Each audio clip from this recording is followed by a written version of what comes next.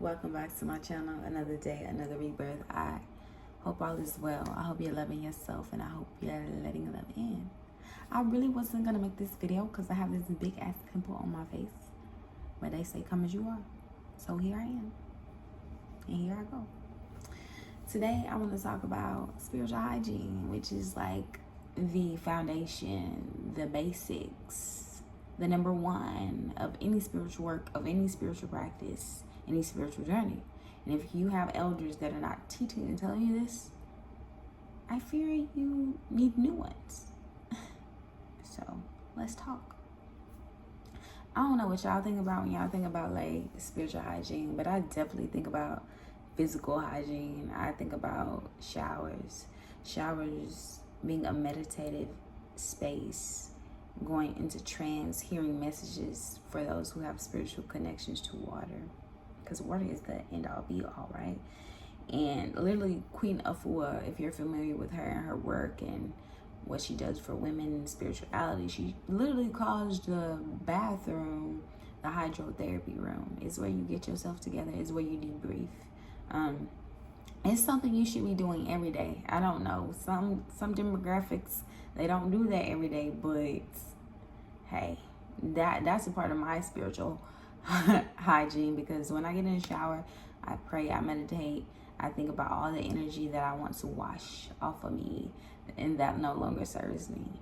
When it comes to like washing your hair, when you think about certain cultures and beliefs, we think that energy stays in our hair. That's why certain people have taboos when they cannot get locks, they cannot get dreads, because it's too much energy. They already hold too much energy, so they literally don't shed. It just keeps trapping hair. So for some of us, we literally have to wash our hair, not only because of filth and debris building up, but energy. And we have to wash our hair with specific herbs and specific salts and prayers and Bible verses. And I want to get into that. As we know, as I would hope we know, that certain plants hold energy. They hold the energy that is specific to them, not just the overall energy of the world, of nature, but plants have their own thing. We know we use rosemary for protection, chamomile for peace or for love. And each urban plant has like a health purpose, but also a metaphysical purpose and a metaphysical energy. So in African traditional religions and any indigenous practices, we hold these plants sacred to us because they're important in ritual and spiritual hygiene. So we like to take spiritual baths. I say head washes because I don't sit in those. I don't really understand why people sit in their baths, because why would you sit in the very energy and filth that you're trying to get rid of? But hey, that is my practice, that is my belief. I don't know why anybody else does the things that they do. But where I'm from, where I'm at, we get the certain herbs, we boil them, basically making a tea. We use whatever prayer, Bible verse is necessary, whatever we're trying to evoke in that said spiritual bath, and we basically baptize ourselves in the shower, like wash it over our head to our feet and rub the herbs on us. And some elders, I don't do this, I'm hard-headed. They say you're supposed to air dry, but I'm not finna do that. I'm sorry, it be cold, I don't want no herbs on me. That's just me, because I'm hard-headed. Maybe it's something that I'm missing because I don't do that part, but that is a very big part of spiritual hygiene for me, as I am a practitioner in African traditional religions. What else? You know what's underrated? Prayer. Prayer is so underrated as spiritual hygiene, because if you got some stuff going on, what you gonna do? Pray it away. You're gonna call it forth. You're gonna rebuke it. You're gonna name it. You're going to ask God to reveal to you what it is that no longer serves you. You're going to let that ish go. That, to me, is like my favorite form of spiritual hygiene, because you need nothing but yourself. What they be saying is in us, not on us. I mean, it can be on you too, but as long as you know that it's what's in you first. Because for me, I think we put too much weight, too much worth in spiritual items and material things. What can we buy that's new to sit on our altar? What's shiny? What, this card deck, this new candle, this. But it's really the words. Because if you have nothing, you have yourself and you have prayer. And you can always ask for discernment and always ask God to reveal you what no longer serves you. That is the ultimate spiritual hygiene to me, because you can just say, hey, God, show me this thing. Show me what I need to get rid of. Now it's up to you to have discernment and to get rid of that thing. Also, who you hang around, who you decide not to hang around is spiritual hygiene. Who you let feel safe around you. I don't think like abusers, manipulators should feel safe around you. Having that barrier, having that holiness that is intimidating to those kind of people, that is a big part of spiritual hygiene. What you listen to. When we talk about fasting, whether that means food or anything, fasting with food and alcohol, spiritual hygiene as well, because those things, a lot of sugar, a lot of alcohol can cloud your mind. I'm not saying they devil, but I'm saying they can cloud your mind. I have so many friends that tell me they don't dream anymore. You know how many people are gifted and seers and their ancestors and God deliver messages in their dreams, but they don't get to see that because they smoke weed all the time. So many of my friends be like, you dream? I'm like, yeah. That's how I stay safe out here. Because I be seeing what people be doing. I be getting rid of the stuff that don't serve me because I see in my dreams. You got to be careful what you intake, what you listening to. I know I don't listen to too much sad girl R&B anymore, because music is incantation. They are spells. Not to say all spells are bad, but you have to understand, when you're listening to someone, you're listening to their voice. You're listening to the things they are feeling and the things that they are summoning and going through.